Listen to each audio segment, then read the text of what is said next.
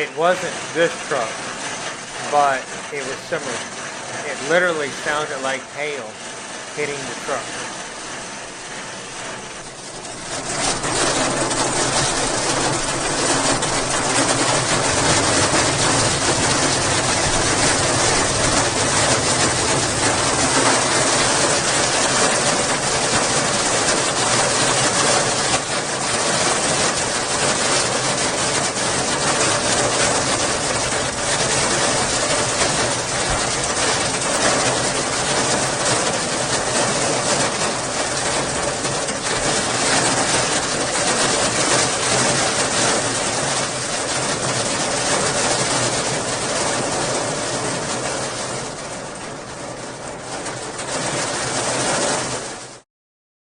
Well, hello everybody.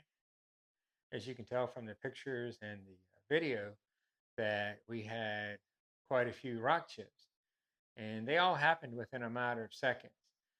We were over in Wyoming, and we were getting on the freeway, the interstate, and all of a sudden we got up beside a belly dump truck, and the gate opened on underneath, and just started dumping pea gravel all over the place. So I tried to speed up, but he won't. He won't have it. He probably didn't even know I was there, but he sped up, and we're going 70, 75 down the interstate. So I finally back off, and I get I don't know 100 yards behind him, and he's still dumping rocks, and vehicle went around me because I'd slowed down, and then they started kicking up rocks too. So as all that was going on, I'm thinking, what am I going to do about this? So I go ahead and I speed up, and by this time the truck had gotten in the left lane, and he was passing somebody, and he was just hauling butt, man. He was in a hurry to get wherever he was going, and anyway, we got up next to him, and I got the name off the door. There wasn't a phone number, so we were driving down the road. We backed up, stayed back maybe, I don't know, quarter mile or so, and my wife found the company, and the company was out of Utah. So we got a number and we called, and nobody answered. And then a couple of seconds later, maybe a minute, phone rang, and guy called and said, "I guess you're calling about my truck dumping rocks." And I'm thinking, like, kind of strange, it happened. How did he know it was me? But I guess someone else had called and had told him. And I said, "Yes, sir, I am." And told him what had happened. And first thing he said, "Well, why are you following so close?" And I said, "Well, sir, I wasn't following close. It just happened." And so anyway, he said, "Well, let me call the driver and let him know what's going on." And so he did. And well, about 2 seconds, 3 seconds later, he called me back. Said, "Well, I can't get him to answer. Just go ahead." And he was starting to talk, and all of a sudden his phone rang, and he said, "Hold on, let me talk to the driver. I'll call you back."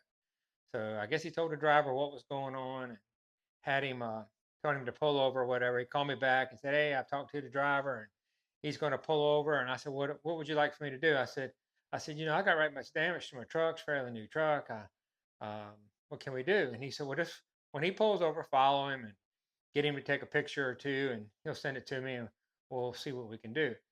So anyway, the driver drove, I don't know, a couple more miles up the road till we got the next off ramp, and he pulled off. And when he did, he went to start on the on ramp again. So I followed him, and then when he stopped, I went around to the front of him, and got out, looked at the front of my truck, and sure enough, I had right much chips on the bumper, and a couple on the hood, and the mirror caps, and didn't really notice the radiator at the moment. But anyways, I walked back there, and the guy had gotten out of the truck by then, and he was reaching underneath the cab of his truck storage box, and he grabbed a pipe. And I thought he was just getting the pipe to, go see what he could do about the gate. Well, the next thing you know, he turns around, the hands are up in the air, the pipes are swinging, and he started cussing and yelling and screaming and calling me names and blah blah blah blah blah. And I said, "Oh, buddy, I'm sorry, man. I just did, your boss told me to follow you." And he said, "Get out of here, get the, what out of here." And just so I turned around. I didn't want to fight the guy, so I got back in my truck and got on the phone and started driving off, and called the owner of the company and told him what had happened. And, he basically said, "Well, I didn't tell him you were going to follow him." And I was like, "Well, thanks a lot." But anyway, he tried making up excuses for the driver, but you know, it is what it is. So he said, "Well, get a quote, and you know, send me some pictures, and we'll go from there. And I said, well, I'm gonna be another week getting back to Virginia. And he said, well, when you get back, that's fine. I said, okay. So we ended up, due to a couple other things, solar panel, a couple issues we had, we just decided to go back east. And we were headed to Flagstaff, but so we turned around and not really turned around. We were kind of going east anyway. But we ended up in Wisconsin. And when I got up to Wisconsin, Minnesota, actually, I washed the truck enough I could see the damage. I took some pictures and sent it to him and told him, it'd be a few days and I'd get him a quote. So he said, sure, whenever you can. So when I got back, I went to a body shop and had them look at it. And I think they were $800 to paint the bumper, and it was $1,800 to replace the windshield. So I told him, I called him up, sent him a couple of pictures of the estimate. And he said, well, that's a lot of money for that windshield. Can you get another quote? He goes, I don't understand why they can't, fill them. And I said, well, it's a whole lot of them. And he said, well, just can you get me another quote? And I said, sure, no problem. So I went to a glass shop, and sure enough, they were a little bit cheaper, $147 cheaper. I guess the body shop was making something off the glass, but that's okay. Anyway, calling back, and I send that to him, and he said, man, that's a lot of money for that windshield. He goes, I was thinking it'd be a couple $100. I said, well, I don't know what you get for a couple $100. You can't get a windshield in a Ford pickup truck. So anyway, he said, well, my deductible's 5,000, and you're talking 3,000. He said, well, you just want to claim it on your insurance. I said, well, sir, I'd rather not, because then, it's going to look like I had a wreck or something. Carfax probably, you claim things on insurance. And he goes, well, let me think about it. So a couple of days go by, and he gets back with me, and he said, well, I don't really think I'm, responsible for that. I think you should have stopped. And I said, sir, you want me to stop on the interstate going 70, 75 mile an hour? I said, I think I would have gotten run into. He said, well, I think you're somewhat, responsible. And I said, well, I don't know how. I said, your truck dropped the rocks. I just happened to get caught in it. And I just didn't want to argue with him. And he was trying his best to be, you know, helpful as he could, but I guess he just didn't want to spend $3,000, which can't really blame him. Can't fault him for that. But he said, well, I'll give you 1,200. And he goes, well, I'll tell you what, I'll just give you 1,500. I said, well, if that's the best you can do, that's the best you can do. And I just didn't want to fight it anymore. I figured I'd cut my losses.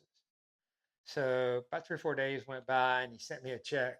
He didn't send a check. He wired it to my account, or my wife's account, I guess.